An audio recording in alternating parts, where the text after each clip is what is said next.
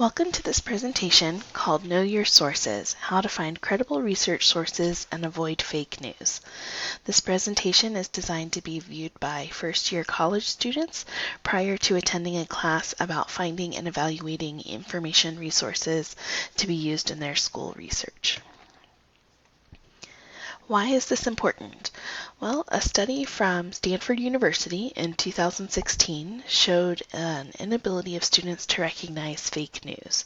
This ranged from middle school up through high school and college as well. Middle school students had a hard time telling ads from articles on websites. High school students were willing to accept photographs as presented without verifying where they came from, which is problematic in the age of Photoshop and so many editing tools. Many high school students also couldn't tell a real and fake news source apart on Facebook. We know fake news is all over social media, and being able to identify what is true and what isn't, or if it's coming from a reputable source, is really important. College students as well were not able to detect potential bias in tweets from organizations that had a particular ideological stance they were promoting.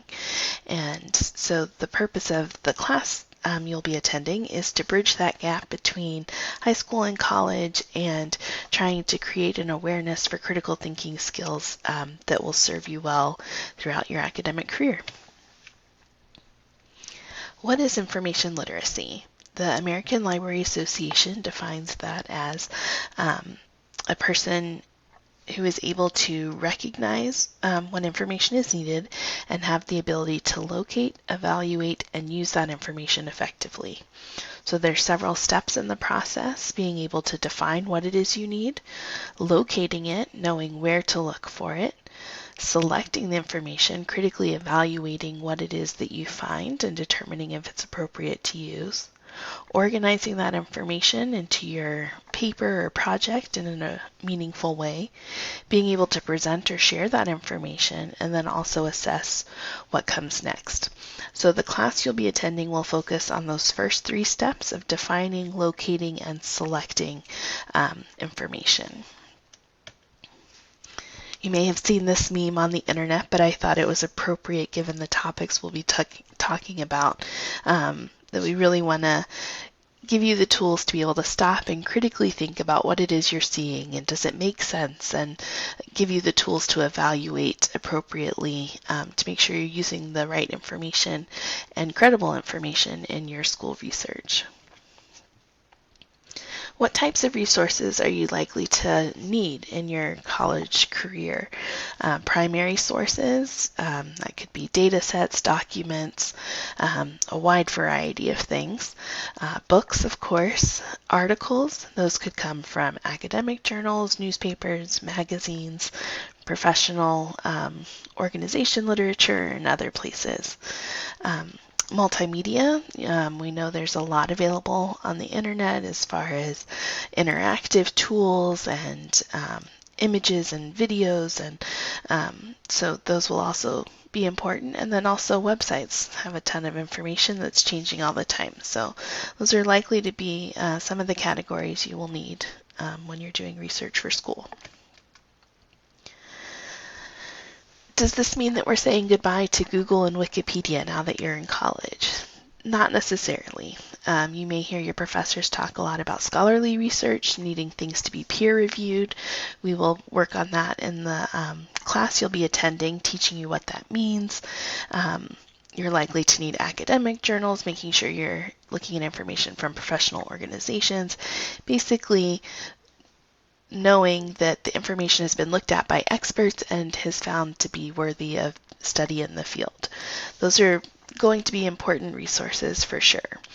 That does not mean that Google and Wikipedia do not play a role. They can be helpful for kind of a quick start for your research if you have to write a paper on a topic that you are completely unfamiliar with.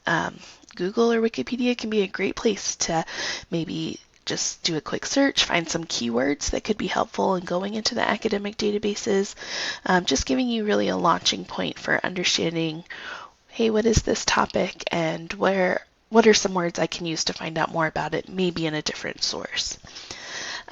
Google also has a great tool available called Google Scholar, and it will limit the search only to scholarly materials. And you can take a look at that further in the class, but both of those, Wikipedia and Google, still can play a role. They just should not be the final place that you're getting your information. The skills that you're going to learn are not just applicable to school. We know that Facebook and Google are both on have efforts now to combat the fake news that is being so widely proliferated. And so the tools that you're getting about learning how to critically think and evaluate sources, while also helpful for school, will be helpful in your personal life and making sure you're evaluating what it is that you're seeing and not just taking things for fact, and also helping to not share things that may not be untrue. So these skills have a wide range of applicability. Finally, I've included a link to a survey that I would like for you to take before attending class, which will give some background information on how you use information and what you would like to learn. So thank you for watching the presentation, and I will look forward to seeing you in class.